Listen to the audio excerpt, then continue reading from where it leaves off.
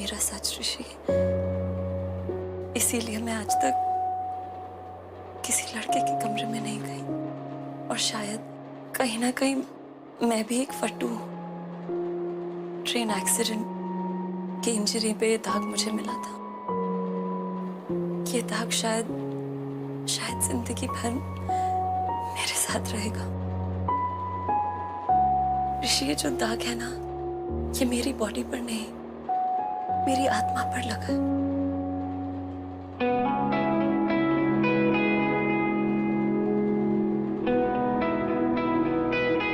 Mummy papa के गुजर जाने के बाद मैंने ही खुद को पाल पोस के बड़ा किया है। कभी कभी खुद ही पापा की तरह डांट देती थी अपने आप को, या मम्मी की तरह पैम्पर करती थी। दुनिया ने ना हमेशा मुझे यूजलेस समझा, या मुझे हैंडीकैप समझ के हमेशा ऐसा सोचा कि मैं जिंदगी की रेस में आगे बढ़ ही नहीं सकती, कुछ नहीं कर सकती। पिछले 1 साल से रेंटेड अपार्टमेंट में अकेले रह रही हूँ। एक्सीडेंट के बाद मैं अपनी कजन के साथ रहती थी। जिस दिन गवर्नमेंट ने कॉम्पेंसेशन भेजा ना, उस दिन मेरे जीजा जी बिल्कुल बदल गए। उनकी नजर सिर्फ और सिर्फ मेरे पैसों पर थी, जो वो अपने इलेक्शन कैंपेन के लिए यूज करना चाहते थे। इसीलिए मैंने घर छोड़ दिया। तब से भाग रही हूँ मैं उनसे भाग रही हूँ, और वो मेरे पीछे पड़े हुए हैं। इसीलिए जा रही हूँ विशाल के पास।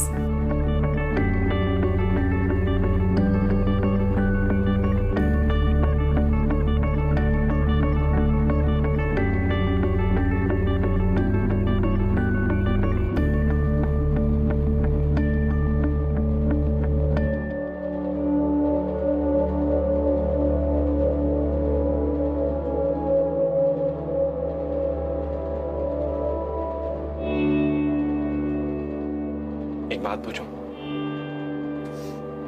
पूछो। जिस दाग को तुम पूरी दुनिया से छुपाते आ रही हो, आज वही दाग एक अजनबी मुझे कैसे दिखा दिया? पता नहीं, शायद कुछ सवालों के जवाब नहीं होते। एनीवे, मुझे जवाब मिल गया। एक बात बताऊं? कहो। वैसे तुम इस दाग के साथ और भी और दिखती हो।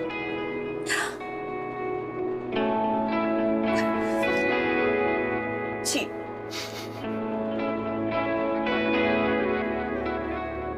अब और क्या कहूं तुम्हें? एक तरफ तुम इतनी मैच्योर्ड हो, इतनी सेंसिबल हो, लेकिन उसके बावजूद भी तुम अपने बॉयफ्रेंड विशाल, मतलब एक अजनबी से मिलने जा रही हो, उसके साथ रहने जा रही हो, जो तुम्हारा सिर्फ एक ऑनलाइन फ्रेंड है। तुम उसको जानती तक नहीं हो। व्हाई? तो मैं क्या करूं? पता है क्या? सबसे पहले तो अपना ये रोना बंद करो, वरना ना मैं तुम्हें नाम दे दूंगा, रोंदूमर।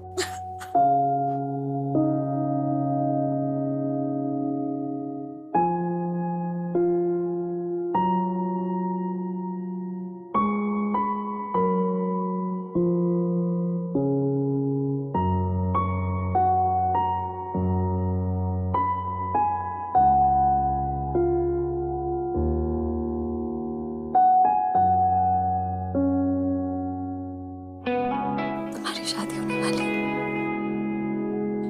अपनी बीवी के लिए कुछ बचा के रखो।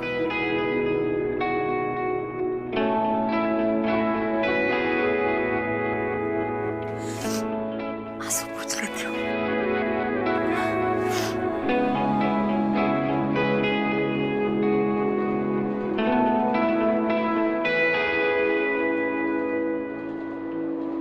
कैसी हैं आप साले साहिबा?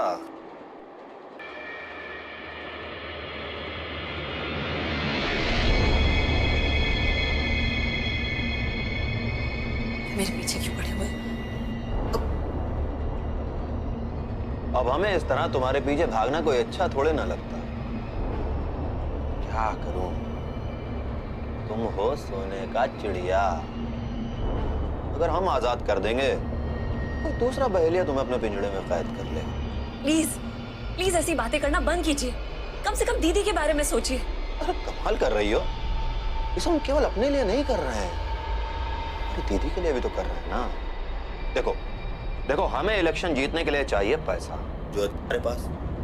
अगला स्टेशन है पठानकोट, वहां से हम सीधे वाराणसी जाएंगे। तुम अपने अकाउंट से निकाल कर पैसे दे दो बस। उसके बाद जहां जी करे जाओ। फिर जीजा भी खुश, साली भी खुश। ये क्या हुआ? ओ हीरो, तू जहां खड़ा है ना वहीं खड़ा रहे, चुपचाप। तूने जरा सा भी हिलने की कोशिश की ना, तुझे चलती ट्रेन से उठाकर बाहर फेंक देंगे, समझ में आया? हाँ, तो क्या कह रहे थे? जिनके आगे जी, जिनके पीछे जी, जिनके आगे पीछे जी जी, ये हमारी साली है, हम इनके जीजा जी।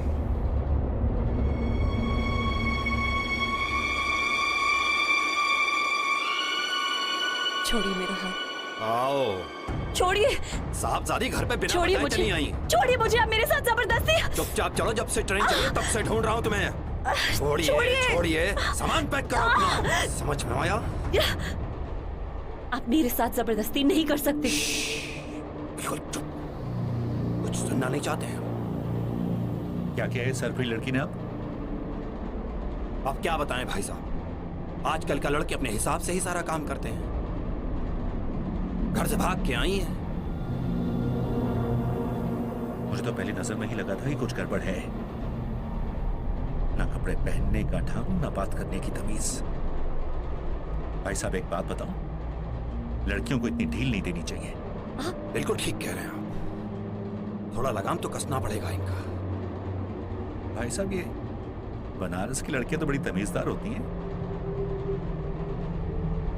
ऐसी बेशरम लड़की मैंने पहली बार देखी है जिंदगी में।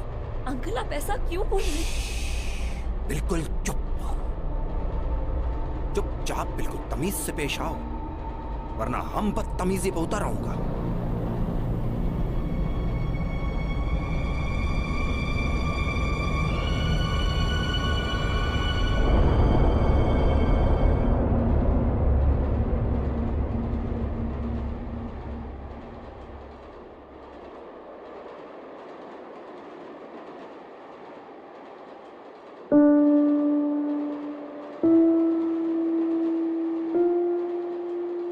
बजंग, अपना सामान उठा कर लाओ।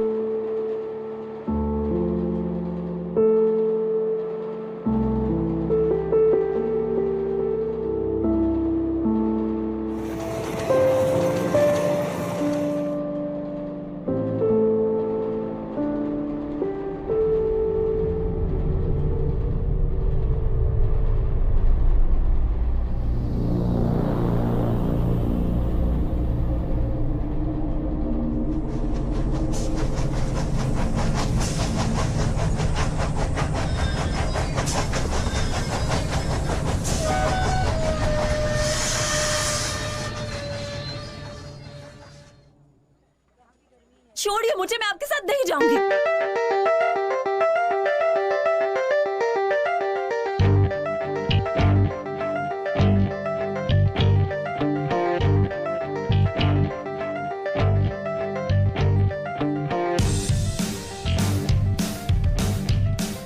छोड़िए मुझे। चुपचाप चलो। आप ऐसे जबरदस्ती नहीं कर सकते हम मेरे ऐसा साथ। नहीं करेंगे। Please somebody help। विशाल,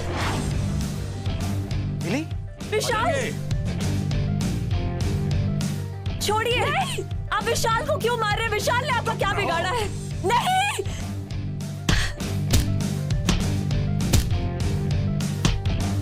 छोड़िए मुझे, मुझे विशाल के पास जाना है। somebody help, please somebody।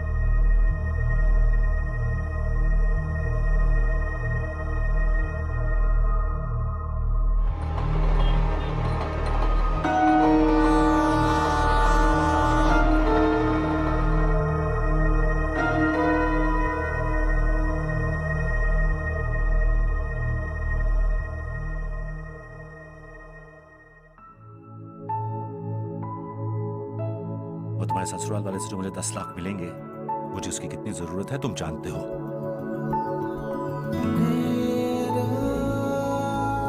तुम हो ही फट्टू, और अगर फट्टू नहीं हो ना तो जाके कह दो अंकल को कि तुम ये शादी नहीं करना चाहते। सिंपल।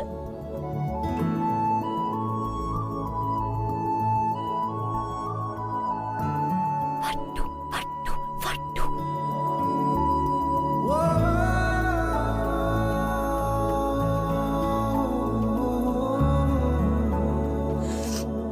आंसू पोंछ लेती हूँ।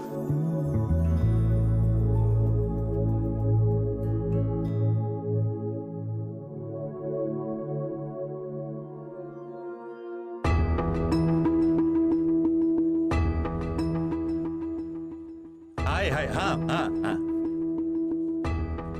देखो कुछ गड़बड़ मत करना, तुम्हारे ऊपर बहुत खर्चा किया मैंने, सब वसूलने का वक्त आ गया, समझे तुम? नमस्कार नमस्कार नमस्ते। नमस्कार। नमस्ते। अरे नहीं नहीं, ये सब की क्या जरूरत है?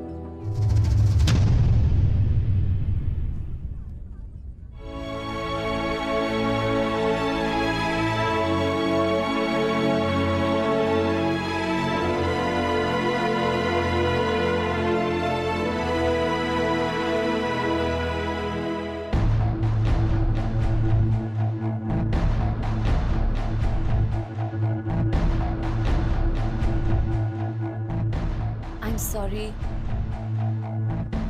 I think मैं जो बोलने वाली हूँ वो आप लोगों को बहुत गलत लगेगा। अगर एक दूल्हे को शादी के मंडप से उसकी गर्लफ्रेंड भगा के ले जाए तो वो तो गलत ही होगा ना। अंकल ये आपकी बेटी को कभी खुश नहीं रख पाएगा। You'll never be happy with him. In fact, शादी के बाद तो ये खुद भी खुश नहीं होगा। Because the truth is, ये मुझसे प्यार करता है।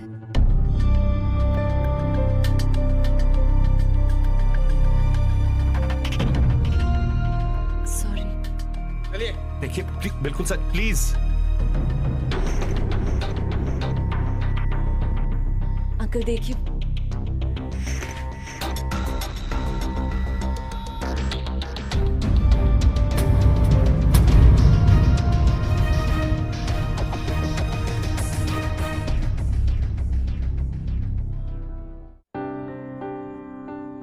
बस पापा बस, बहुत हो गया। आपकी खुशी के चक्कर में हम सब लोग दुखी हैं।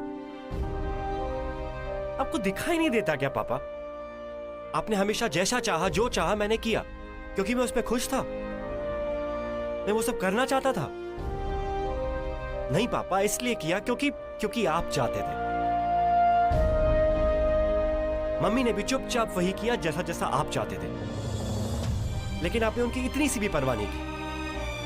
कहीं पे भी किसी के भी सामने उनकी बेइज्जती की। अब और क्या चाहते हैं पापा? हम क्या जान दे दे, अपनी मर जाए? बस यही तो बाकी है ना। बेटा चुप हो जा। आज मैंने फैसला कर लिया कि मैं एमएनसी में काम करूंगा और उसी से शादी करूंगा जिससे मैं प्यार करता हूं। मैं पापा को उनके बिजनेस के लिए खुद को बेचने नहीं दूंगा। ये मेरा फैसला है। अंकल ये आपके बेटे की खुशियों का सवाल है, उसकी जिंदगी का सवाल है।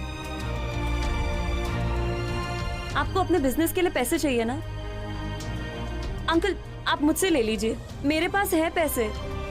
मैं अभी आपको चेक साइन करके दे देती हूँ। अंकल प्लीज इसकी लाइफ के साथ कॉम्प्रोमाइज मत कीजिए। मैं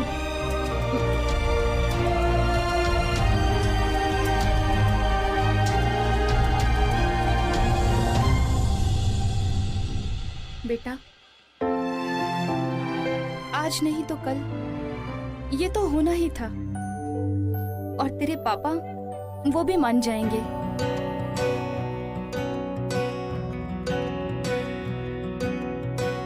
बेशर्मियाँ बर्बादियाँ है इश्क की शैतानियाँ, ये फितूर जो सर पे तुम्हारा सवार हो। वो भाग गया। वो विशाल ना भाग गया। क्यों? दुश्वार हो लड़ाई देख के डर गया क्या? नहीं, मेरा स्कार देख के डर गया। को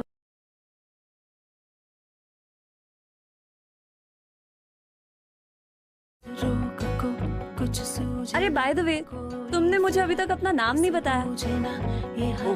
हरारतें Anyway, hi. My name is Rishi. Rishi Mishra. Milli Bhatnagar.